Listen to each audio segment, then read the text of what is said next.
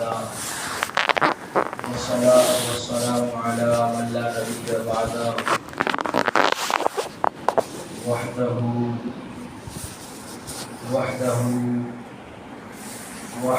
لا شريك له ولا وزير له ولا مشير له ولا أول له ولا آخر له ولا ظاهر له ولا باطن له أزلي عبدي أحدي صمدي فردي فريدي دليل ثم نشهد أن لا إله إلا الله وحده لا شريك له. قال الله تبارك وتعالى في القرآن المجيد والفرقان الحميد: أعوذ بالله من الشيطان الرجيم بسم الله الرحمن الرحيم كنتم خير أمة أخرجت للناس تأمرون بالمعروف وتنهون عن المنكر.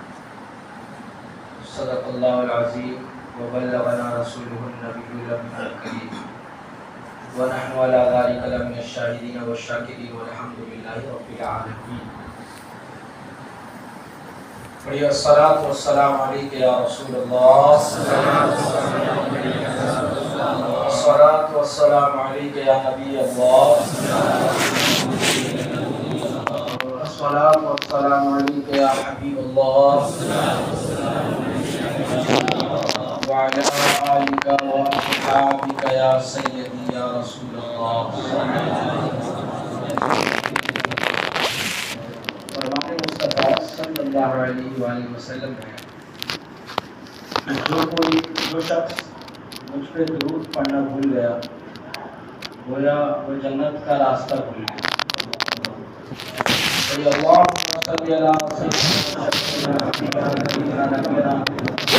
محمد وآله وسلم صلى عليه صلاة وسلام عليك يا رسول الله صلى الله تعالى عليه وآله وسلم. شاعر کہتا ہے کہ یہ ناز یہ انداز ہمارے نہیں ہوتے، یہ ناز یہ انداز ہمارے نہیں ہوتے. مطلب کہ یہ جو شان و شوکت ہے ہماری آج، یہ جو گیٹ اپ میں نے لیا ہوا ہے، امامہ شریف ہے، یہ جبہ شریف ہے، آپ نے ٹوپیاں لگائی ہے، یہ جو گیٹ اپ ہے یہ بھی بالکل ہماری شان و شوکت کے مطابق ہے. تو یہ شان و شوکت کہاں سے ملی؟ تو شاعر کہتا ہے یہ ناز یہ انداز ہمارے نہیں ہوتے، جھولی میں اگر ٹکڑے تمہارے نہیں ہوتے، جھولی میں اگر ٹکڑے تمہارے نہیں ہوتے. اور ملتی نہ اگر بھیک حضور آپ کے در سے، ملتی نہ اگر بھیک حضور آپ کے در سے، اس شان سے منگتوں کے گزارے نہیں ہوتے. اور بے دام ہی بک جائیے بازار نبی میں، بے دام ہی بک جائیے بازار نبی میں، اس شان کے سودے میں خسارے نہیں ہوتے. ایسا کریں کہ آپ ماشاءاللہ بڑے پیارے لوگ ہیں، پہلے پیچھے والے لوگ تھوڑا بڑھ جائے آگے آگے، تاکہ آنے والے اسلام بھائی کو بھی جگہ مل جائے. آپ لوگ صفوں کو درست کر لیجیے، آگے بڑھ جائیے، پھر پیچھے آنے والوں کو بھی جگہ مل جائیں گی، ہے نا؟ بڑی مہربانی ہوگی. جو حضرات ماشاءاللہ اللہ تعالیٰ سب درست کرنے والوں کی زندگی کی تکلیفوں کو درست فرما دے.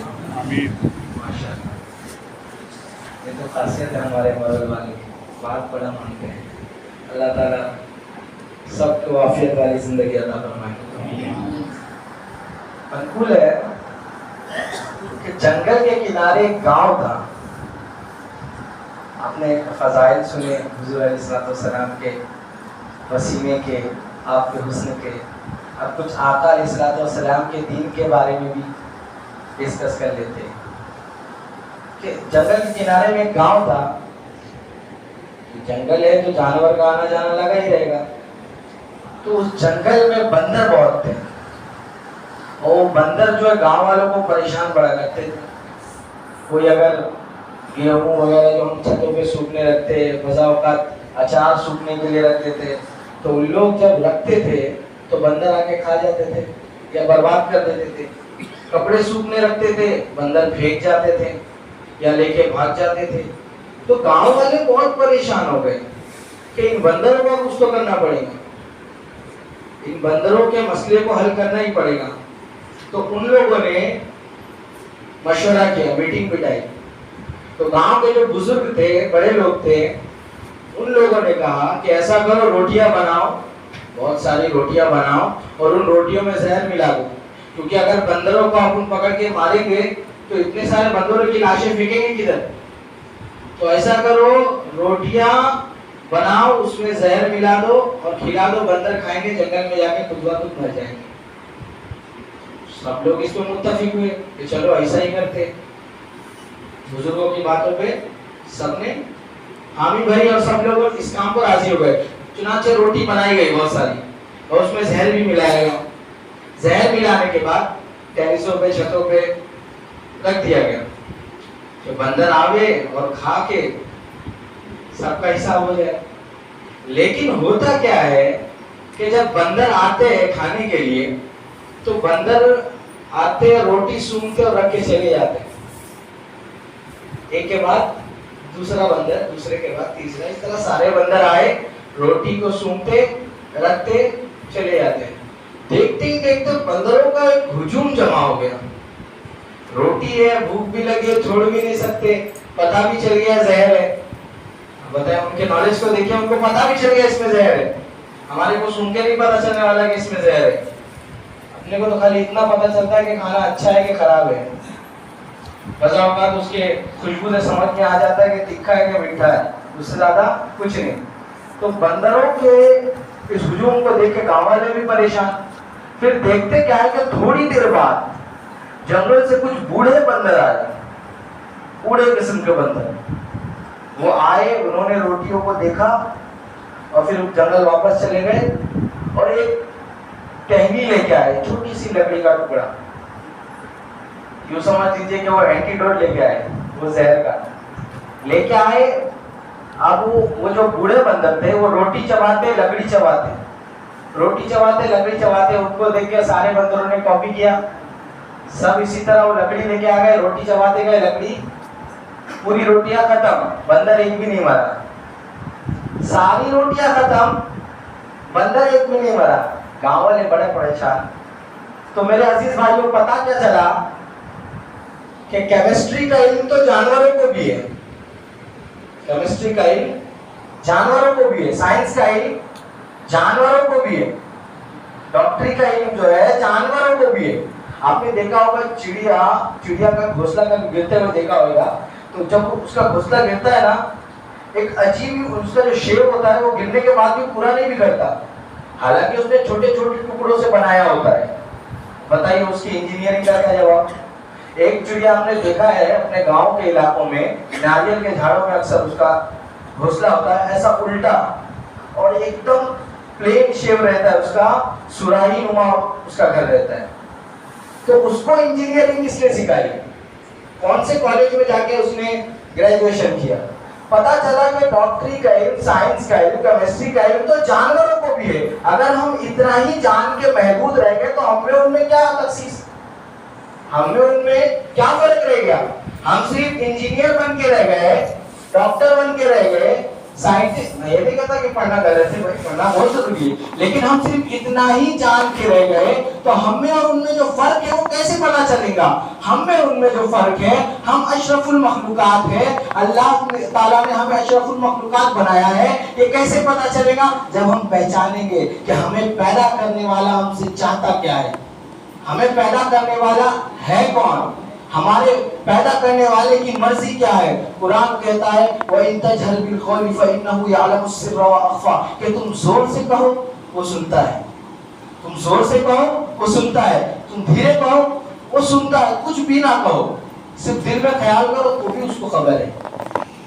چاہتا کیا ہے؟ وَمَا خَلَقْتُ الْجِنَّ وَالْإِنسَ إِلَّا لِيَعْبُدُونِ, کہ ہم نے انسان اور جنات کو اپنی عبادت کے لیے پیدا کیا. آپ لوگ لگتا ہے بات سمجھ میں نہیں آ رہی ہے نا, اللہ کرے میری بات آپ کے دلوں تک پہنچ جائے. تو میرے عزیز بھائیوں, ہمیں جس چیز کے لیے پیدا کیا گیا اب مجھے بتائیے اگر میں MBBS کر لوں یا لا گریجویشن کر لوں, اس کے بعد وکالت چھوڑ کے سلائی کروں تو کوئی مجھے اچھا بولے گا؟ یا درس نظامی پڑھنے کے بعد لیبر کے کام پہ جاؤں, بولیں گے اس کو پڑھائی کے ٹائم پہ محنت نہیں کیا, کچھ قابل نہیں تھا, اس لیے یہ سب کرنا پڑ رہا ہے.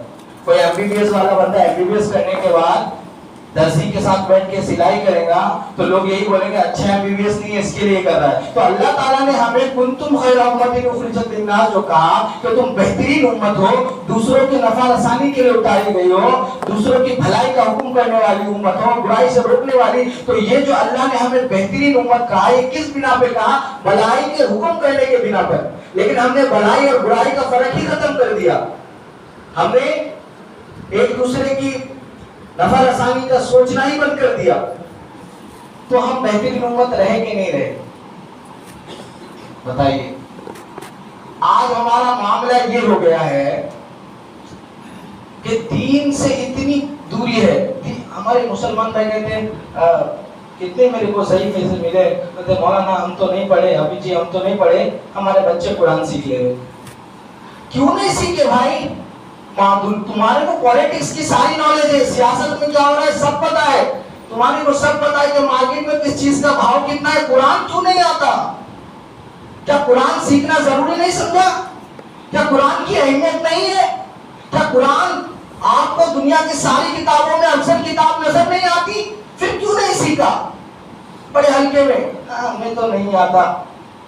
یار غیرت کرے ہم کہ ہمیں قرآن نہیں آتا, ہمیں قرآن نہیں آتا, ہمیں ساری باتیں آتی ہے. ابھی جھگڑا ہو جاتا ہے تو پاور اور رواب کا دبدبہ ایسا دکھاتے ہیں کہ ہمارے سے بڑا تو کوئی پٹیل ہے ہی نہیں, ہم سے بڑا کوئی بھائی ہے ہی نہیں. لیکن قرآن نہیں آتا. اللہ اکبر. قرآن اور کتنوں کو آتا بھی ہے تو درست نہیں آتا, آتا بھی ہے تو درست نہیں آتا, نہ کبھی سیکھنے کی کوشش کرتے درست, کیونکہ اس کو ضروری نہیں سمجھا. ہم نے اس مبارک دین کی حالت ایسی کر دی کہ ہماری نظروں میں اس دین کی اہمیت ہی نہیں رہی. وجہ کیا ہے؟ وجہ یہ ہے کہ ہم کو فقط ملا ہے, فری میں ملا ہے. باپ دادا مسلمان تھے, ہم بھی مسلمان ہیں. ہمارے باپ دادا کلمہ پڑھنے والے تھے, ہم بھی کلمہ پڑھنے والے ہیں. اس لیے ہمارے دلوں میں اس دین کی اہمیت نہیں. اس دین کی اہمیت پوچھنی ہے تو جا کے دیکھو, حضرت بلال کے بارے میں پڑھو کہ ان کو جو ہے عرب کی تپتی ریت پر لٹا دیا جاتا تھا, سینے میں پتھر رکھ دیا جاتا تھا, رات بھر کوڑے سے مارے جاتے تھے, پھر بھی عہد کا نعرہ نہیں چھوڑا, دین اسلام کے دامن کو نہیں چھوڑا, دین پہ قائم رہے. تو اللہ نے وہ سربلندی دی کہ مکہ کے اوپر کھڑے ہو کے اذانیں دلوائی حضرت بلال سے.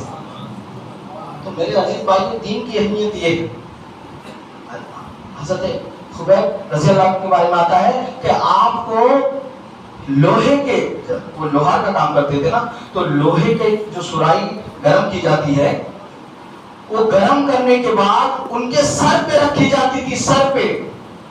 اور ایک دفعہ تو آپ بیان آتا ہے کہ آپ فرماتے ہیں کہ جن کے پاس وہ کام کرتے تھے اور وہ اتنی ظالمہ عورت تھی کہ اس نے کافروں کو لگا دیا کہ جب وہ جائے تو اس کو پریشان کرنا. تو ان لوگوں نے, ان کو معلوم نہیں تھا یہ جا رہے تھے, تو ان لوگوں نے پکڑ کے زبردستی کرتا اتار کے شولوں میں لٹا دیا اور وزندار پتھر رکھ دیا. میرے عزیز بھائی, یہ کوئی حلوی والی بات ہے؟ بتائیے مجھے. انگاروں پہ لیٹنا کوئی معمولی بات ہے؟ رات بھر کوڑے کھانا کوئی معمولی بات ہے؟ اور ہمارے مسلمانوں کا عالم یہ ہے کہ مسجد میں AC لگی ہے, مسجد میں پنکھا لگا ہے, بہترین فرش بچھا ہے, بہترین قالینیں ہیں, وضو خانے کا انتظام ہے, ساری چیزوں کی انتظام ہے, پھر بھی کہتے ہیں مولانا آج کل مشکل ہو رہا ہے.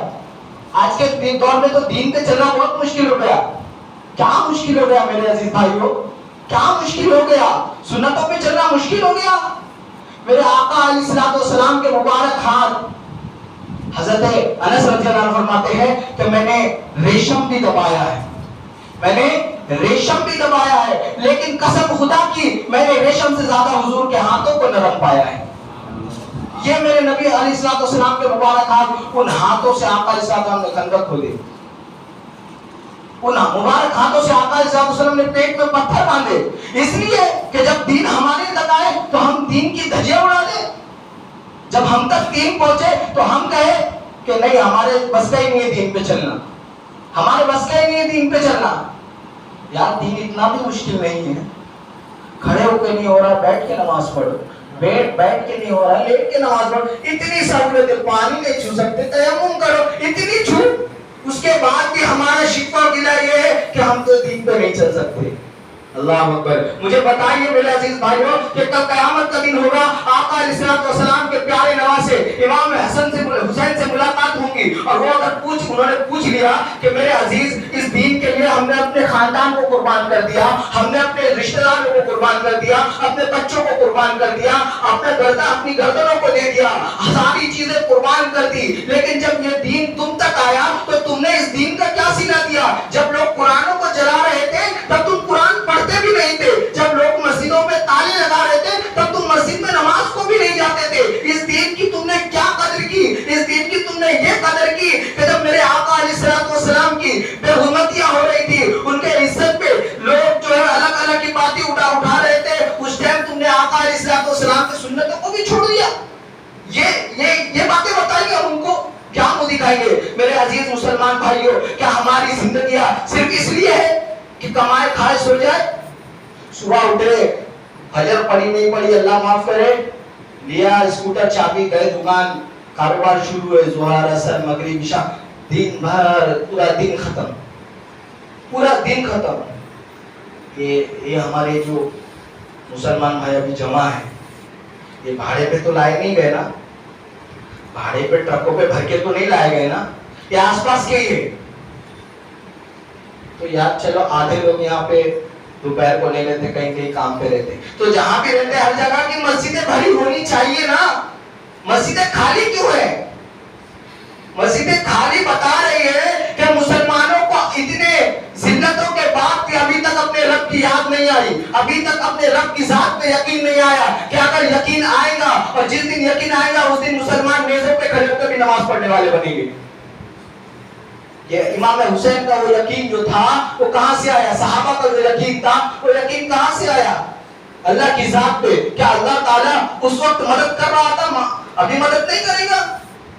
میرے عزیز بھائیوں، وہ تو اگر اللہ کے نزدیک، علماء کرام فرماتے ہیں اس دنیا کی اہمیت مچھر کے پر کے برابر بھی ہوتی نا، مچھر کے پر کے برابر بھی، تو ایک کافر کو پانی تک نہیں پینے دیتے، سانس تک نہیں لیتے. لیکن اس کی کوئی اہمیت نہیں ہے، یہ تو وقتی زندگی ہے، آج ہے کل نہیں ہے. اس کی مثال تو ایسی ہے برف کی سلی کی طرح، کہ برف کی سلی ہو نا، اس کو اگر اپن روڈ پہ رکھ دے تو پگھل کے کیچڑ بنے گا، آنے جانے والوں کو تکلیف دے گا، کسی کے کپڑے خراب کرے گا، کسی کے چپلے خراب کرے گا. لیکن اسی برف کی سلی کو اگر کسی برتن میں رکھ دے تو پگھل کے ٹھنڈا پانی بنے گا، اور پینے والے کو سکون آئے گا، اور اس کے زبان سے نکلے گا سبحان اللہ الحمدللہ. تو یہ زندگی کی مثال ہے. ہمارے اوپر ہے کہ ہم اللہ کے دین پہ اپنی زندگیوں کو قربان کر کے اللہ کی ذات کو اللہ سبحانہ وتعالی کو اس کے یقین کو حاصل کرنے کے لیے اپنی زندگی کو ٹھنڈا پانی بنائیں گے یا کیچڑ بنائیں گے. کہیں ایسا نہ ہو کہ ہماری زندگی ختم ہو رہی ہو، پھر خیال آئے، پھر یہ گمان ٹوٹے کہ کاش نمازیں پڑھ لی ہوتی، کاش روزے رکھ لیے ہوتے یار، کاش داڑھی سجا لی ہوتی. یہ کتنی عجیب بات ہے نا کہ ہم مسلمان بھی ہیں، سنتوں کی خلاف ورزی بھی کرتے ہیں، اور ایزیلی بولتے تھے یار بچے نہیں مانتے. بچوں نے دیکھا ہی تھا ابا کو فجر چھوڑتے ہوئے، بچوں نے دیکھا ہی تھا. ابا سامان خرید رہے، کاندے والے سے ٹماٹر والے سے ٹماٹر لے رہے، اس میں بھی مہمانی کر رہے تھے، بچے نے دیکھا ہی وہی ہے. کیا ہمارے آقا علیہ السلام نے یہ اخلاق سکھائے تھے ہمیں؟ میرے عزیز بھائیوں، فضائل چن کے سبحان اللہ تو ہم بڑے آسان سے بول دیتے ہیں، لیکن کیا ہماری زندگیوں میں آقا علیہ السلام کی سیرتیں اتری؟ نہیں اتری. کہ اللہ کی ذات پہ ہمارا یقین ختم ہو چکا ہے. جب اللہ کی ذات پہ یقین ہمارا ہوگا تو یقیناً اللہ کی طرف سے مدد آئے گی، اور جب تک اللہ کی مدد نہیں آئے گی کوئی ہمارے حالات کو نہیں سدھار سکتا. اب آپ دیکھ لینا ہماری جو جنریشن ہے، ہم لوگ جو ہے دین میں تو نہیں ہے، یہ تو کلیئر ہو گیا. مسجدیں خالی بتا رہی ہے، دین میں نہیں ہے. ہمارے چہرے بتا رہے ہیں ہم دین پہ قائم نہیں ہیں، ہم دین میں 100% نہیں ہیں. تو دنیا میں دیکھ لیں، دنیا میں کہاں ہے؟ دنیا میں کہاں ہے؟ مہاراشٹر کی بات لے لیجیے. مہاراشٹر میں کتنے IAS مسلمان ہیں؟ ایک بھی نہیں. جو ڈیٹا ہے، ڈیٹا کے مطابق 33% مراٹھا ہے، جن میں سے 28% IAS. مسلمان کتنے ہیں؟ 0. کیونکہ ہمارے بچے کہاں ہیں؟ نہ دین کی طرف نہ دنیا کی طرف.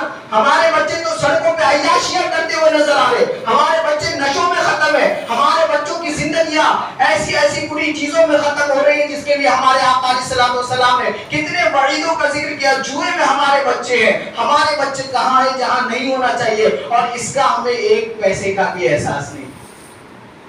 یہ بے دینی کا معاملہ ہے. وقت باتیں تو بہت ہے، لیکن وقت اجازت دیجیے. ہمارے جو ہے ذمہ دار صاحب جو ہے علامت دے دیتے کہ ٹائم ہو گیا حضرت، فٹافٹ ختم کیجیے. تو اللہ تعالیٰ ان کے عمر میں برکت عطا فرمائے، اللہ تعالیٰ ان کو عافیت والی زندگی عطا فرمائے. تو میرے عزیز بھائیو، یہ دین سے بے رخی ختم کریں نا. کب کریں گے ہم؟ کیا ابھی حالات نہیں آئے؟ کیا ابھی تک آپ نے نہیں دیکھا کہ جو چاہے جیسے چاہے ہم لوگوں کو استعمال کر رہا ہے، ختم کر رہا ہے. جس کو چاہے لائک ٹیشو پیپر جیسا ہو گیا ہے حال ہمارا، پھر بھی ہم اللہ کی طرف نہیں لوٹے. تو کیا مطلب ہے؟ پھر کب لوٹیں گے؟ کب لوٹیں گے؟ جب وہ دن آئے گا کہ ہمارے کو بھی نیزوں سے چیر دیا جائے گا، کہ وہ وقت آئے گا کہ حضرت بلال جیسی قربانی دے پائیں گے، کہ حضرت خبر جیسے اذیتوں کو جھیل پائیں گے؟ نہیں جھیل پائیں گے. ہمارے ایمان اتنے مضبوط نہیں ہے. اللہ نہ کرے کہ ہم ایمان سے پھر جائیں، اللہ نہ کرے میرے عزیز بھائیوں. تو میرے عزیز بھائیوں، یہ تان و تشنیع آپس میں بند کرے. وہ صحیح نہیں، وہ صحیح نہیں. خدا اپنے آپ کو اپنے گھر کو صحیح کرنے کی کوشش کرے، اور اللہ کے نبی، پیارے نبی بولے صلی اللہ علیہ وسلم، ان کی زندگی کو سیکھے اور اپنی زندگی ان کی طرح گزارنے کی کوشش کرے. ایک طریقہ اگر میرے آقا کا زندگی میں آ گیا نا، قسم خدا کی زندگی کامیاب ہے. قسم خدا کی زندگی کامیاب ہے. اور یہ قرآن کا معاملہ تو بڑا ہی پیچیدہ ہے. آپ کوشش کریں کہ قرآن درست ہو جائے. کریں گے نا انشاءاللہ. دیکھیں آپ کو نہیں سمجھ میں آئے گا. جن کو نہیں آتا ان کو تو سیکھنا ہی ہے.